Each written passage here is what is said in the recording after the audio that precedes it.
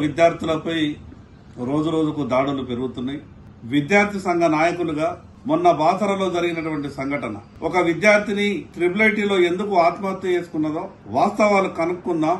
జరిగినటువంటి సంఘటన మీద న్యాయ విచారణ జరగాలని ఏబీవీపీ విద్యార్థి సంఘాల నాయకులు విద్యార్థులు అక్కడికి వెళ్తే స్వయాన ఒక పోలీస్ అధికారి అక్కడుండి ట్రిపుల్ ఉన్నటువంటి సెక్యూరిటీ గార్డులతోని ఏబీవీపీ విద్యార్థులపై నాయకులపై దాడులు చేయించడమే కాకుండా అక్కడ ఉన్నటువంటి వాళ్ళని చిత్రహింసలకు గురి చేసి గాయపడ్డటువంటి విద్యార్థులను కూడా ఏ రకంగా వీడియోలు చూస్తే ఈడ్చుకుపోయినటువంటి దారుణాన్ని చూస్తే ఈ రకమైనటువంటి పరిస్థితులు ఎందుకు దాపురించిందో రాష్ట్ర డీజీపీ గారు దీని మీద విచారణ చేపట్టాలి.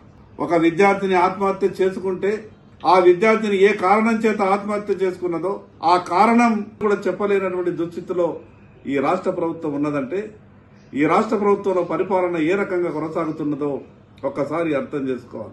ఈ రాష్ట్ర డీజీపీ గారికి విజ్ఞప్తి చేస్తున్నాం. జరిగినటువంటి సంఘటన మీద పూర్తిగా విచారణ జరగాల. ఏబీవీపీ నాయకుల మీద దాడి చేసినటువంటి మిగతా వాళ్ళని ఎందుకు ఇంతవరకు అరెస్ట్ చేస్తలేరు? మరి అదేవిధంగా సంబంధిత సిఐ అక్కడుండి సెక్యూరిటీ గార్డులతో దాడి చేయించినటువంటి సిఐని ఇప్పటి వరకు ఎందుకు సస్పెండ్ చేయలేదో పోలీసు వ్యవస్థ సమాధానం చెప్పాలా?